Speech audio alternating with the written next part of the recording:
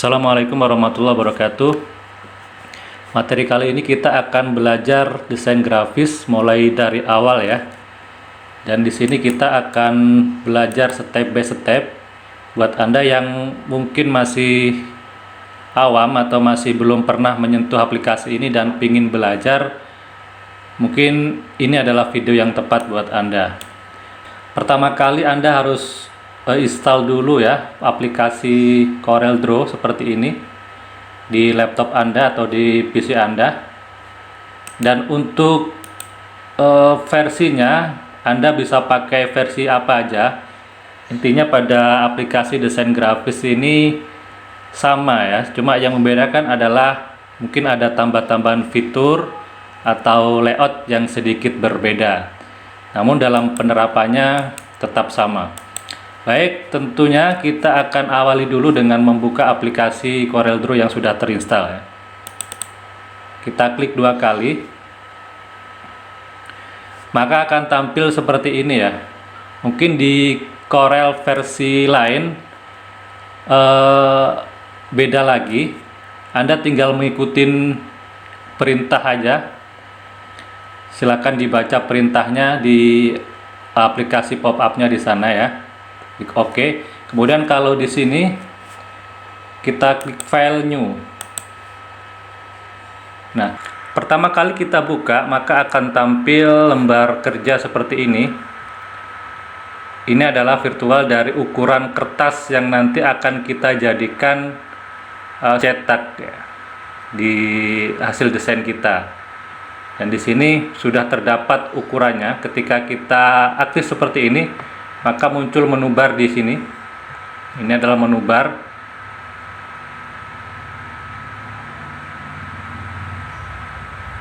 Dan di sini sudah terlihat ukuran kertas yang nantinya akan kita cetak. Di sini bisa kita rubah ukuran kertas yang kita kehendaki ya. Silakan dipilih. Dan nanti untuk mengawali kita akan mencoba dengan ukuran ini F4 ya. Oke. Untuk selanjutnya kita beralih ke samping kanan. Di sini adalah ada ukuran kertasnya. Kalau di sini adalah bentuk globalnya, kalau di sini detail ukurannya ya. Ukuran F4 itu terdiri dari 21 mm kali 330 mm ya. Kalau Anda tidak terbiasa dengan ukuran milimeter, Anda bisa rubah di sini unit ukurannya menjadi sentimeter ya. Nah, maka di sini akan berubah. Jadi ukuran F4 itu terdiri dari 21 cm dan 33 cm gitu ya. Kemudian kita beralih ke samping kanannya ini. Ini adalah posisi dari kertas yang nantinya akan kita jadikan desain. Ini ada portrait, yang ini ada landscape. Di sini kita bisa rubah. Kalau mau bentuk landscape, kita klik landscape. Kalau mau potret, kita buat potret di sini, klik potret ya.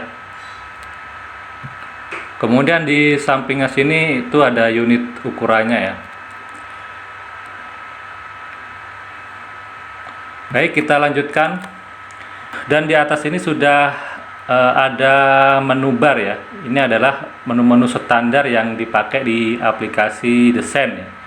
Baik itu di Photoshop maupun di Adobe Illustrator, dan tentu ada yang namanya menu bar seperti ini. Ini adalah tool drop down yang digunakan nanti untuk eksekusi sebuah objek ya. Seperti itu. Dan ini fiturnya sangat banyak sekali dan tentunya kita tidak akan menghafal satu-satu ya. Dan nanti kita akan menggunakan tool-tool ini sambil berjalan ya. Intinya sambil kita mengerjakan proyek, nanti akan dengan sendirinya kita bisa menghafal atau memahami fungsi-fungsi dari menu drop down ini. Baik, selanjutnya adalah di samping kiri ini ada toolbox. Sesuai dengan namanya adalah tool sebuah perangkat. Box itu ya kotak ya, atau tempat sebuah tombol-tombol untuk membuat sebuah objek gitu ya. Dan tampilan toolbox ini adalah merupakan tampilan standar ya. Intinya dalam aplikasi desain tentu akan kita temukan toolbox seperti ini ya. Kalau kita buat, umpamanya kita membuat tulisan, tentu ada ini text tool ya. Dan ini tool ini ada tentunya di aplikasi-aplikasi lain ya. Seperti Adobe Illustrator atau Photoshop dan sejenisnya ya. Sama. Baik, yang di sebelah kanan ini adalah bagan warna, dan warna-warna ini adalah nanti dipakai untuk membuat warna objek yang sudah kita buat ya. Untuk bagan warna ini atau kelompok warna ini biasanya kalau baru saja menginstal ini tidak muncul ya. Jadi harus dimunculkan dulu, dan untuk memunculkan ada di sini Windows, kemudian ini ada color palette ya. Ini kalau kita hilangkan di sini akan hilang satu ya. Color palette kita hilangkan, nah hilang. Kemudian ini kita hilangkan, nah tinggal dua.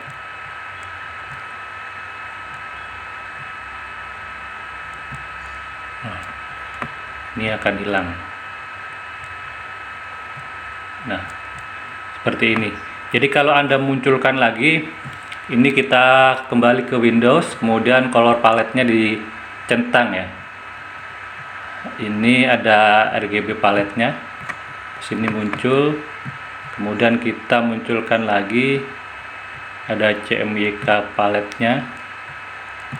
Kita munculkan lagi uniform color. Oke. Kalau kurang, ini ada patone. Oke. Seperti itu ya. Baik, untuk pertama kali kita akan belajar untuk menggunakan tool-tool yang ada di samping kiri ini. Pertama kali yang akan kita bahas adalah berkenaan dengan pick tool. Pick tool ini yang kita geser-geser ini, yang berbentuk tanda panah ini adalah pick tool ya. Apa sih fungsi dari pick tool? Fungsi dari pick tool pertama kali tentu untuk menetralkan sebuah objek yang sudah kita eksekusi. Umpamanya kita membuat objek kotak seperti ini. Seperti ini ya. Nah, ketika kita mau beralih untuk membuat objek yang lain, ini kita tidak bisa untuk menggunakan kembali. Ini tetap aja kita akan membuat objek kotak. Kita harus normalkan dulu menggunakan pick tool. Nih, kita kembali ke pick tool. Kita klik pick tool, maka normal sudah ya. Kemudian kita pilih lagi di sini objek start. Ketika kita sudah membuat ini, kita harus normalkan kembali ke pick tool. Kita tekan pick tool seperti ini ya. Begitu juga selanjutnya ya. Pick tool ini juga bisa untuk menggeser sebuah objek. Contohnya adalah ketika masih aktif seperti ini, kita klik objek, kita geser ke kanan atau kita geser ke bawah dengan menggunakan pick tool.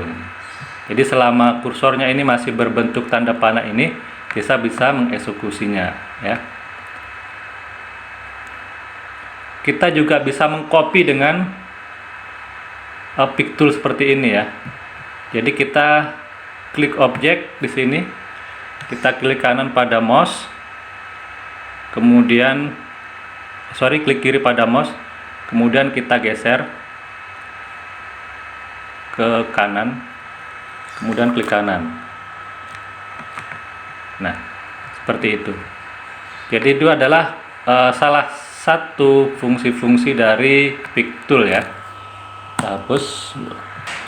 Baik, selanjutnya kita akan membahas di bawahnya pick tool. Di sini ada shape tool. Kalau di drop down di sini ada beberapa icon ya. Berarti shape tool dan kelompoknya di sini. Apa contohnya? Kita akan buat di sini sebuah objek kotak ya untuk aplikasikan sebuah fungsi dari toolbox bernama Shape Tool. Nah, ketika aktif seperti ini, Anda bisa klik Shape Tool di sini atau bisa tekan F10 di keyboard Anda. Klik Shape Tool di sini. Maka yang di sini akan berubah, ada titik-titiknya di sudutnya. Kalau kita sapukan di sini, maka akan berbentuk sebuah lengkungan sudut seperti ini. Maka akan jadi seperti ini ya. Ini adalah fungsi dari Shape Tool. Ada lagi dari fungsi Shape Tool adalah ini, kita klik Shape Tool, kita klik objek sini. Kalau kita tambah klik Ctrl key di keyboard ya, Ctrl key di keyboard, maka ini akan berubah ya. Sudutnya ini akan berubah seperti ini. Jadi tidak ada lagi titik-titiknya. Namun yang ini nanti akan bisa digeser seperti ini. Ya. Kalau kita klik di tengah ini umpamanya, klik kanan to curve, maka akan membuat handle seperti ini dia. Dan ini bisa dijadikan sebuah lengkungan-lengkungan. Ini adalah fungsi dari Shape Tool ini. Kalau kita klik 2 kali di sini, klik-klik, maka akan menjadi patahan seperti ini. Ya. Mungkin bisa dipahami ya. Klik-klik 2 kali, maka akan jadi patahan seperti ini. Fungsinya apa ya? Untuk seperti ini, nanti kalau kita umpamanya membuat objek seperti ini, contohnya kita mau membuat lengkungan. Nah, tentu kita akan kembali dulu ya. Ini kembali ke menu tadi, Pick Tool, klik, kemudian kita klik Shift Tool. Kalau tanpa Ctrl key di keyboard, maka akan jadinya seperti ini ya. Perhatikan itu. Kalau ditambah Ctrl key setelah di Shape Tool, Ctrl key, maka dia akan berubah seperti ini. Ya. Kalau kita arahkan mouse-nya ke tengah sini, kita klik kanan, kita pilih to curve, maka akan muncul handle-handle seperti ini. Ya. Ini biasanya buat objek-objek, bikin varian brosur ya, yang ada di brosur-brosur seperti ini. Kemudian ini biasanya didobelin seperti ini. Yang ini kita kasih warna berbeda, warna hitam.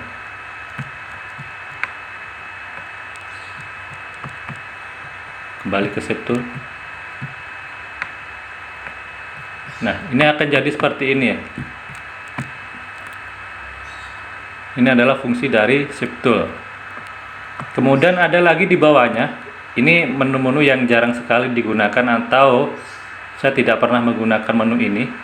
Ini fungsinya adalah sesuai dengan namanya Smooth Brush, untuk memotong ya, untuk menghapus, sorry. Ini kita besarkan. Nih, kita buat objek dulu biar kelihatan. Kita pilih sini. Nah, seperti ini ya. Untuk menghapus, sama seperti yang di bawahnya ini. Ini juga Röntgen brush. Ini bentuknya seperti garpu, seperti ini.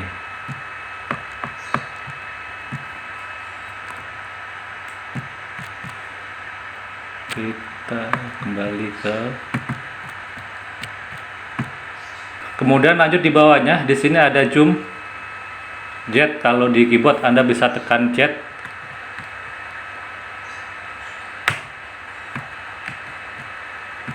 Maka akan seperti ini. Kalau mau mini zoom Anda bisa tekan F3. Kalau pakai mouse Anda bisa gunakan scroll drop down-nya ya. Kita ulang lagi, kalau ini mau zoom, kita klik Z ya, sesuai dengan simbolnya di sini Z ya. Ini adalah zoom. Kemudian untuk memini zoomnya kita pakai F3, atau bagi Anda yang menggunakan mouse bisa menggunakan scrollnya ya, scroll mouse-nya. Kemudian di bawahnya sini ada hand, tangan ya, ini bisa merubah-rubah ya objeknya, sinilah bisa kita geser ke sana kemari. Agar videonya tidak panjang, pertemuan awal ini kita akhiri sampai di sini ya. Kalau ada pertanyaan silahkan ditanyakan di kolom komentar, dan kalau video ini bermanfaat silahkan di subscribe. Jadi nanti untuk selanjutnya kita akan bahas yang toolbox yang ada di bawahnya sini ya. Masih ada beberapa ini. Baik, assalamualaikum warahmatullahi wabarakatuh.